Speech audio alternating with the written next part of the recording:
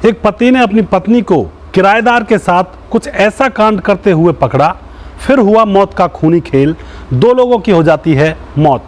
दोस्तों आखिर ऐसा क्या हुआ जो यह घटना घटी? इस घटना के पीछे की सच्चाई को जानने के लिए आप हमारे वीडियो को अंत तक जरूर देखिएगा।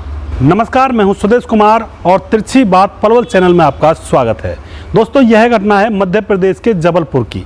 मध्य प्रदेश के जबलपुर में राबिया नाम की एक लड़की रहा करती थी जिसकी उम्र थी 38 साल। आज से 15 साल पहले उसकी शादी हो जाती है और उसके पति का नाम होता है इब्राहिम, और उन दोनों ने लव मैरिज की थी और यानी कि भागकर शादी की थी। दोस्तों आराम से वो अपने घर पर रह रहे होते हैं। इब्राहिम कमा कर लाता है, अपने घर को वो चलाते हैं।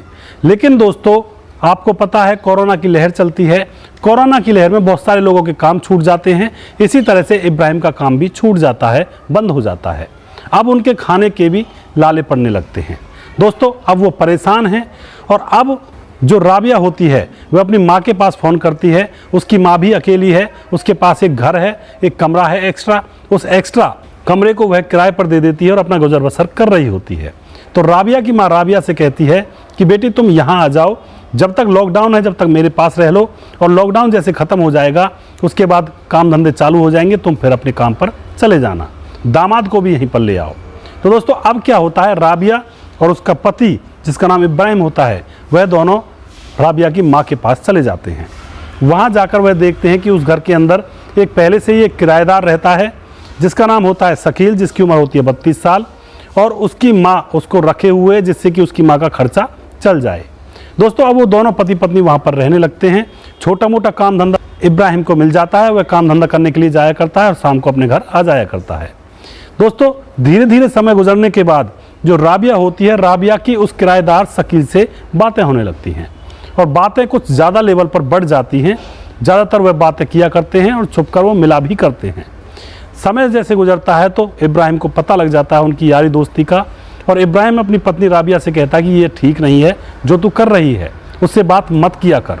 लेकिन राबिया ये कहती है कि मैं उससे ऐसे वैसे बात नहीं करती, बस घर में रहता है तो उससे बात कर लेती हूँ। इस तरह की बातें उनके बीच में चलने लगती हैं और अब इसी बात को लेकर उन दोनों के बीच में झगड़ा भी होने लगता है।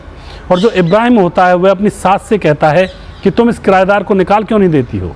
तभी उसकी सास कहती है कि बेटा अगर मैं इसको निकाल दूंगी तो कल को मेरे खाने के भी लाले पड़ जाएंगे, इसकी वजह से मुझे 2 रोटी टाइम पर मिल जाती हैं क्योंकि किराया आता है। तो उसकी सास भी उसको निकालना नहीं चाहती है। तभी कुछ समय और गुजरता है। अब रोज़ रोज़ राबिया और इब्राहिम के बीच में लड़ाई झगड़े होने लगते हैं उसी बात को लेकर कि राबिया उस किराएदार शकील से जाकर मिलती जुलती है। दोस्तों इसी तरह से एक दिन उनके बीच में झगड़ा हो रहा था क्योंकि राबिया उस किराएदार से बातें कर रही थी और इब्राहिम जब काम से आता है तो वह उनको देख लेता है। जैसे ही वह देखता है तो वह गुस्से से लाल हो जाता है और अपनी पत्नी राबिया से लड़ने लगता है कि तुझसे मैंने मना किया था, इससे बात मत किया कर, तू फिर भी बात क्यों करती है। उसकी पत्नी ये कहती है कि मैं ऐसे वैसे बात नहीं करती, मैं बस ऐसी ही बात करती हूँ। तो इसी बात को लेकर दोनों के बीच में झगड़ा होता है और झगड़ा उस लेवल तक बढ़ जाता है जो इब्राहिम होता है वो बहुत ही ज़्यादा गुस्से से गर्म हो जाता है। वह कहता है कि मैं तुम्हारे इस प्रेमी को जान से मार दूंगा, या तो तुम इससे बात करना बंद कर दो। उसकी पत्नी भी उससे लड़ाई झगड़ा करती रहती है। फिर क्या होता है, इब्राहिम चाकू उठाता है और उस किराएदार शकील के कमरे में चला जाता है। वहाँ जाकर देखता है कि शकील बेड पर नहीं था, वह दरवाजे पर खड़ा हुआ था। शकील को ये महसूस नहीं था कि ये किस लिए यहाँ पर आया है, वह तो यही समझ रहा था कि मिलने के लिए आया होगा, कोई काम होगा। वह शकील के पास जाता है और शकील के पेट में चाकुओं से वार करने लगता है। बहुत ज़ोर ज़ोर से उसके पेट में वार करता है। उसकी चिल्लाहट को सुनकर उसकी पत्नी राबिया वहाँ पर पहुँच जाती है उसको बचाने के लिए, उसको छुड़ाने लगती है।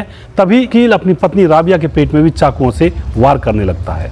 दोनों को लहूलुहान करने के बाद इब्राहिम वहाँ से फरार हो जाता है। दोस्तों इब्राहिम वहाँ से फरार हो जाता है। आस पड़ोस के लोग इकट्ठा होते हैं, उनकी माँ रोने लगती है, पुलिस को बुलाया जाता है। पुलिस दोनों को हॉस्पिटल में भर्ती करवाती है, शकील किराएदार को और राबिया को। वहाँ जाते ही उनको डॉक्टर मृत घोषित कर देते हैं दोनों लोगों को।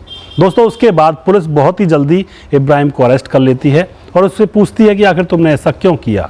इब्राहिम बताता है कि मेरी पत्नी के और किराएदार के अवैध संबंध थे और मैंने कई बार मना किया था, ये मान नहीं रही थी, इसलिए मैंने इन दोनों को रास्ते से ही हटा दिया और अब मुझे कोई अफसोस नहीं है, मैं बाकी की ज़िंदगी जेल में गुजार लूँगा। तो दोस्तों पुलिस उसको अरेस्ट कर लेती है, जेल में भेज देती है। तो दोस्तों आप क्या कहना चाहते हो इस घटना के बारे में? क्या किसकी गलती है यहाँ पर? क्या इब्राहिम की गलती है या फिर उसकी पत्नी राबिया की गलती है या फिर किराएदार की गलती है जब किराएदार को लग रहा था कि मेरी वजह से दोनों पति पत्नी में झगड़ा हो रहा है तो उसको वहाँ से चला जाना चाहिए था। या फिर राबिया की माँ की गलती है, जब उसको दिखाई दे रहा था कि मेरी बेटी और मेरे दामाद इस किराएदार की वजह से आपस में झगड़ा करते हैं, तो क्यों ना इस किराएदार को यहाँ से भगा दिया जाए। तो किसकी गलती आपको यहाँ पे लगती है? आप अपनी राय कमेंट बॉक्स में लिख सकते हैं, लोगों के साथ शेयर जरूर कर सकते हैं। दोस्तों, ज़िंदगी हमारी अच्छे से गुजर रही होती है, लेकिन जब ज़िंदगी के अंदर शक का अंकुर फूटता है तो ज़िंदगी नर्क के समान बन जाती है। तो मैं आपसे यही कहना चाहता हूँ कि अगर आपको कुछ लगता है कि बात गड़बड़ है तो उससे बातें करें, प्यार से बातें करें, शक को अपने भीतर पैदा ना करें, क्योंकि शक ने बहुत सारे घर बर्बाद किए हैं, बहुत सारी जानें ली हैं। तो दोस्तों, ऐसी घटनाओं के ऊपर मैं वीडियोस बनाकर लेकर आता हूं अपने चैनल तिरछी बात पल पल पर। नेक्स्ट वीडियो में बहुत जल्दी फिर से लेकर आऊंगा किसी सच्ची घटना के ऊपर। तब तक आप खुश रहें, सावधान रहें, रिश्तों की अहमियत को समझें। जय हिंद, जय भारत।